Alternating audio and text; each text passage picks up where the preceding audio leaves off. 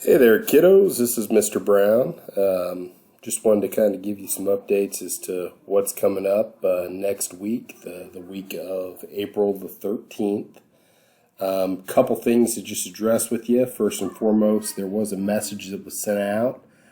Tomorrow is a school holiday, so you're not required to submit any work or really do any work tomorrow if you don't choose to. The assignment that was going to be due tomorrow, we can kind of look at it real quick. Unit 2, Networks of Exchange. Originally that was going to be due tomorrow. Now that due date is being moved to next Tuesday, April the 14th. So you've got a little bit of time, but make sure you get it done. It is for a grade. Next week, the assignment is the Unit 1 and 2 DBQSA. This is going to be for a major test grade, your final major test grade of the 6 weeks.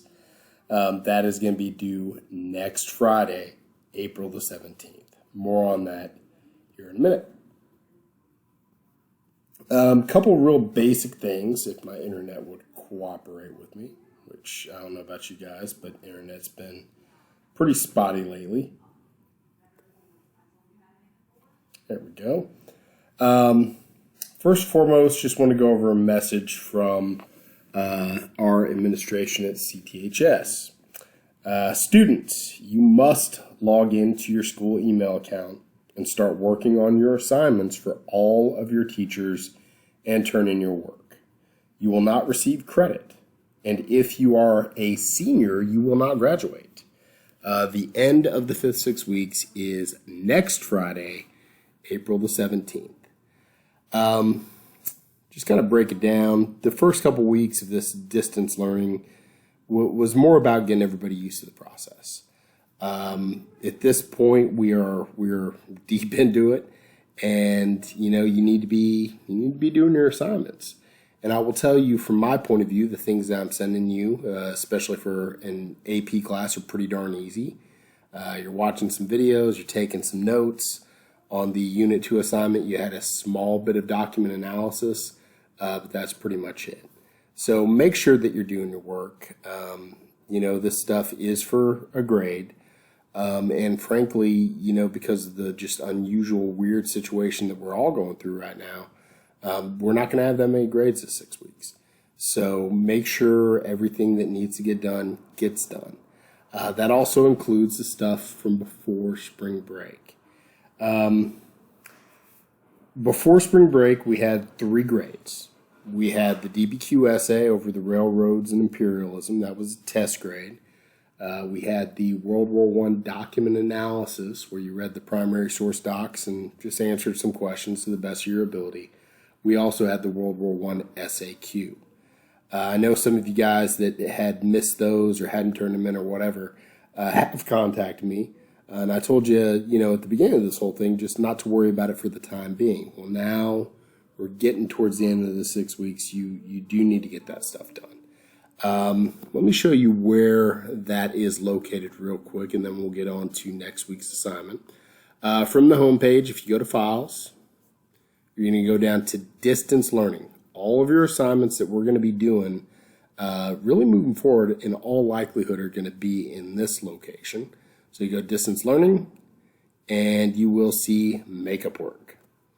Now, let me be clear. This is only if you didn't turn it in or you were absent and didn't get it done before spring break. But the real thing is, we're not going to have that many grades. We're probably going to end up with 3 or 4 daily grades and 2 test grades. So it means everything that you're doing is more valuable than usual because there's just not that much of it. So if you didn't get this done, again, it's all here for you. Downloading it, you can type it up in a Word document or directly into an email and send it to me. But please get it in as soon as you can, definitely before next Friday, as it is the end of the 6 weeks. So for next week, in light of what's going on with the AP exam, let me kind of scroll down a little bit. You should be aware by now that the AP exam this year is going to be at home. It's going to be online, and it has all been kind of narrowed down to one DBQ essay on which you will be given 45 minutes. DBQ essays, we've done a couple of them. We've talked about it. We've done a lot of document analysis throughout the year. I am confident if you put forth the effort and really prepare for this thing, you guys will be fine. It's a little bit different than what we've done already. The time is a little bit shorter, down from an hour to 45 minutes. But on the flip side, you've got only 5 documents to deal with as opposed to 7. We're going to be doing some stuff with DBQs moving forward. Again, we're going to have a kind of modified DBQ essay for next week that is going to be for a test grade, your last test grade for the 6 weeks. And we'll be doing some DBQ related stuff definitely as we move forward to get you ready for the AP exam. The AP exam, just in case you hadn't seen, is going to be Thursday, May the 21st at 1 p.m. There are some situations where there could be extenuating circumstances to where there may be some later dates offered, but if at all possible, you need to try to make it and complete it on this particular date. For more information about that, there is a link to the College Board website that goes a little bit more into what the DBQ is going to be like this year, but we're going to go over that ourselves. So let's navigate to the Files tab. Go down once again to Distance Learning. Pretty much everything that I've done on here, I've put 2 versions of. We've got a Word version that you can go in and type in and manipulate as you see fit. We've also got a PDF version. From my understanding, the PDF version does work better on some tablets and especially phones if you're accessing it from that. So just kind of keep that in mind. If one doesn't work, try the other. And if for some reason you can't get either to work, please email me and we'll figure it out. But the first thing I want to look for is right here, the 2020 College Board DBQ rubric, which my internet's slow right now, so I'm not going to try to download, but, we're just going to go straight to it. It's pretty much the same as it has been before. As far as the sort of things that you're earning points for, it's the exact same. But those particular categories have been expanded a little bit. Now, I'm not going to go over every single thing on here word for word. You can read over this for yourself. I highly encourage you to do so.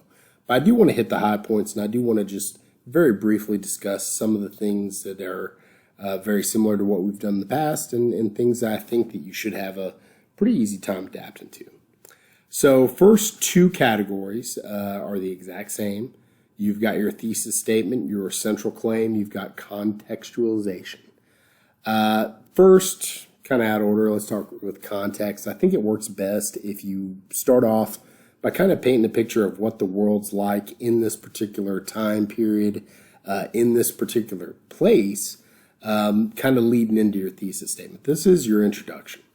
Again, you've got to kind of, put the reader into this particular point in history, into this scenario. 3, 4, maybe 5 sentences going into some specific detail as to what this period was like, what this area was like, what sort of things contributed to what you're writing about. That can go a long way. Again, you got to be specific. Do not be too vague. If you got some vocabulary you can throw in there that makes sense to put there, by all means, please do it. So you start off with your context, and then ideally you close out that introductory paragraph with your thesis statement. First and foremost, this is not in the DBQ coming from the top of your head. You are going to base your thesis, the argument that your essay is trying to prove is correct, based on what the documents give you. Again, the whole idea of the DBQ essay is you're using the documents as evidence to prove that your argument is correct. So really you can't even start to come up with this until after you've reviewed the documents, but hopefully through your reading of the documents you see some things that are going on, some trends, some things that some documents have in common, and you can kind of craft a thesis, a core argument based on that. Again, you want to be relatively specific. We're going to go over this here in a second when I actually show you the DBQ you're going to be writing. But thesis statement, again, that is the point that you're trying to drive home, And once you state it in the first paragraph, or, at the end, you can do it in both places, honestly. You're going to spend the rest of your paper trying to prove that your thesis was correct. Once you get past these two categories, though, this is when it starts to change a little bit. It's the same basic things that you've already been doing, but you can earn the points in expanded ways. Evidence. This is using the documents to prove that your thesis is correct. This first point is ridiculously easy to get. You use the content of at least two documents to address the topic of the prompt. So essentially summarize the documents. Explain them. Try to tie it to your thesis statement. Try to tie it to the prompt that you're writing about. If you do that, this 1 point is almost automatic. Again, it's just two documents. Just keep in mind, though, it says here to earn 1 point, the responses must accurately describe, rather than simply quote, the content from at least two of the documents. Guys, don't quote. It's a waste of time. It's a waste of energy. You don't get anything out of it. It's not going to earn you anything. The readers, they want to see that you understand what the document's saying. You understand why it is historically significant. You understand how it kind of fits into this ultimate essay prompt, this argument that you're trying to craft. Just quoting the documents, it's not a skill, it is copying. So don't waste your time with it. I really recommend just summarize the documents. You are using the documents to prove that your point is correct. If you can just summarize the documents and it makes sense and it ties back to your thesis, you get 1 point. If you can truly use these documents, though, to prove that your point is correct, you get 2 points. Again, you're probably going to be doing this anyway. This is almost automatic in your summary of the documents, but just make sure that how you are summarizing them is kind of proven that your argument is correct. If you can do this for 2 documents, man, there's 2 points right there. If you can do it for 4 documents, well, then you get all 3 points of the evidence category. Now, keep in mind, under this new format, you've got 5 documents to work with. So theoretically, you could leave 1 out entirely and still get full points. I would advise you try to use all 5. If time is getting away from you, then yeah, or you don't really understand how to use a certain document. I get that. But if you completely misinterpret 1 document and you only do 4, you're not going to be eligible for all the points. So if you have the time, if you have the ability, by all means, please use all the documents. But again, you've got to kind of judge that based on the situation when you're actually writing this essay. Next point category is evidence beyond the documents. These are facts, these are ideas, these are pertinent information, things that you know about this overarching subject and time period that would fit into this essay that don't show up in the documents anywhere. If you can bring up some additional evidence at least once, you get 1 point. If you can come up with another piece of evidence, you could theoretically get 2 points. Just keep in mind, don't name drop. If you bring something up, hopefully a specific person, place, thing, some vocabulary, and you fully explain it, you're good. But if you just throw a name out there or if it's too vague, you're not going to get the points. So try to be as specific as possible. Again, all that vocab that you guys hated, there was a reason for it, okay? You can bring this stuff up in your essays, and if you explain it and you use it correctly, man, there's points there to be had. So again, it's the same basic premise as before, but you have 1 more opportunity to get a point for it. Scrolling down to our last category. This first point is capping a document. Okay, for 1 document, explain how or why the document's point of view, purpose, historical situation, and or audience is relevant to an argument.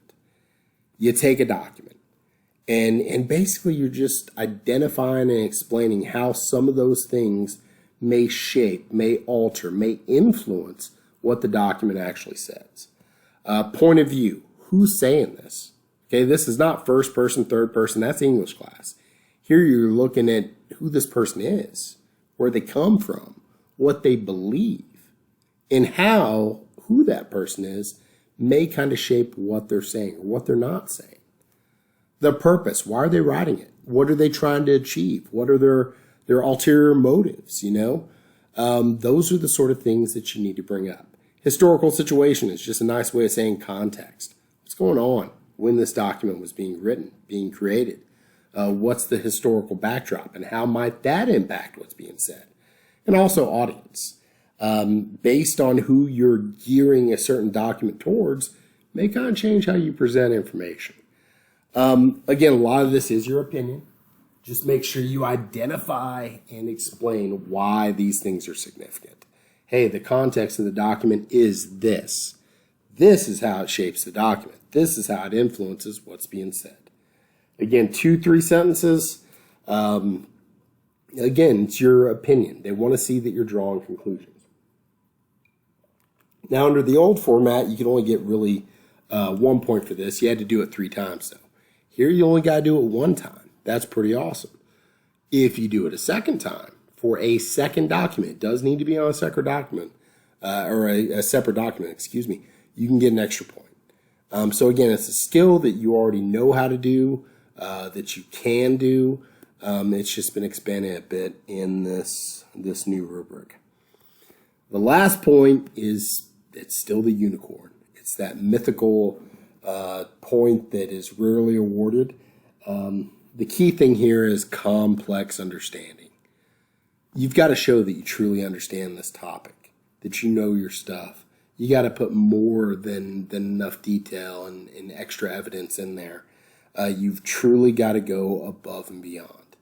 They give you these bullet points over here to the side to kind of explain things that you can do to get it. This is pretty vague, honestly. Still read it over. But honestly, try to produce a rock-solid essay. The good thing is on the AP exam, on all the essay stuff that we're going to do moving forward, it's all open book. It's all open note. It's open internet. So, organize your stuff before you get started. And, some of the details, at least, you could theoretically be able to look up. Your actual DBQ essay. And I don't want you to get intimidated, guys. It's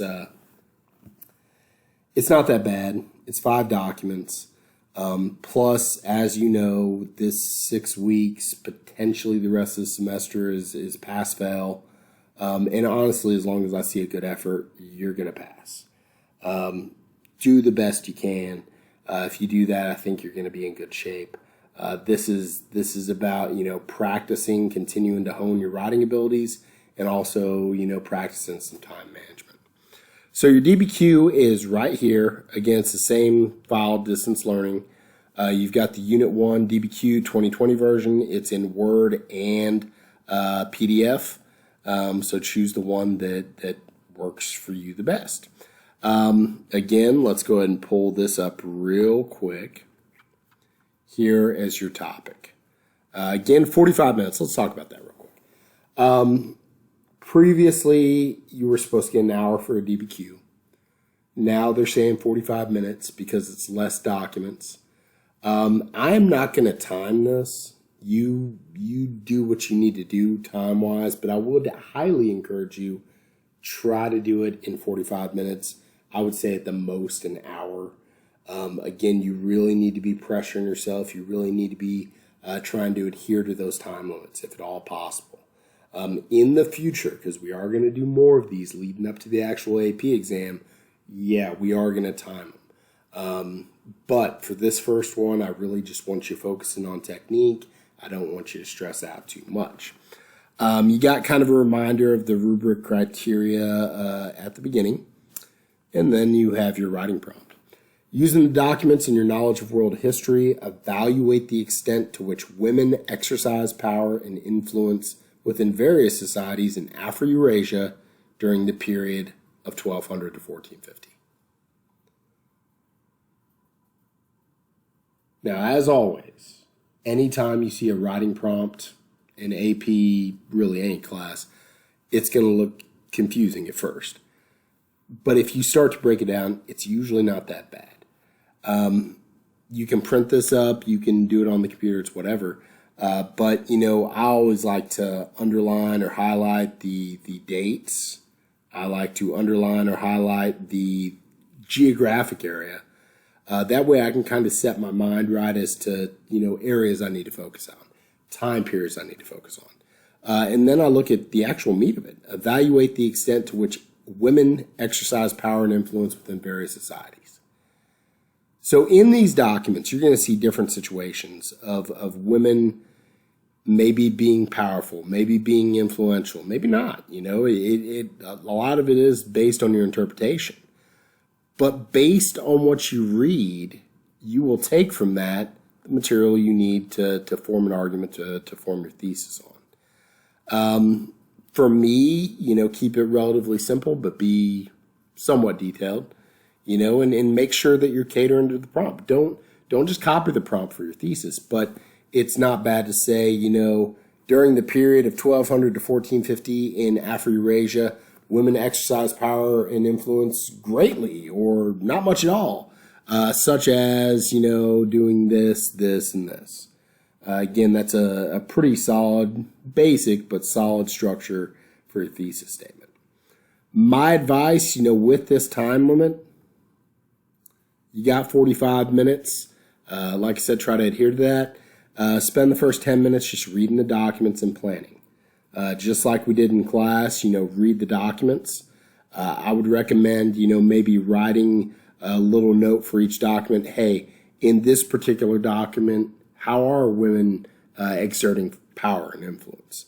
And then maybe if you see something that you might be able to use for the CAP process, something that you see maybe in the source about point of view or context or whatever, maybe jot down a few notes. That way you kind of know what documents you want to attempt to do that on. But read through the documents, make your notes, spend about 10 minutes doing that, and then, write this essay. The essay itself, I would like you to turn into the assignments tab. Let's go back to that. So ideally for pretty much all of our assignments, and I know I'm kind of repeating myself, but it's all good. You come down to the files tab, you download the document, you work with it. Maybe you save it in certain situations, probably not in this one. Maybe you don't, but then you go up to assignments, you click on the particular unit, and then at the bottom, you will have an option to submit. You can submit it through a file upload. You can copy and paste stuff directly into a text box that's provided. I will say, though, I highly encourage you to turn it in here. If this does not work for you, by all means, email it to me. Let me know that you're having problems. That's fine. But it really helps me. It really helps me keep track of things if everything's in the same spot. If you have any questions on this, please email me. Let me know what's going on. Again, I really feel like communication is key. And again, just a reminder, all these things that we're doing right now in my class, the Unit 2 Networks of Exchange assignment, and of course the DBQ essay that we've been talking about, they are for grades. They are going to be your 2 last grades of the 6 weeks, so please make sure you get them done. Networks of Exchange assignment, what you've hopefully been working on, not due until next Tuesday the 14th. DBQ is due next Friday. Just remember though, next Friday is the end of the 6 weeks. We need to get these in. We need to get any assignments that you're missing thus far, especially the ones that we did at school before spring break, in before then as well. Again, hopefully, if you have any questions, you'll contact me. And hope you guys are staying safe and, enjoy your weekend. And if you need anything, please, by all means, let me know.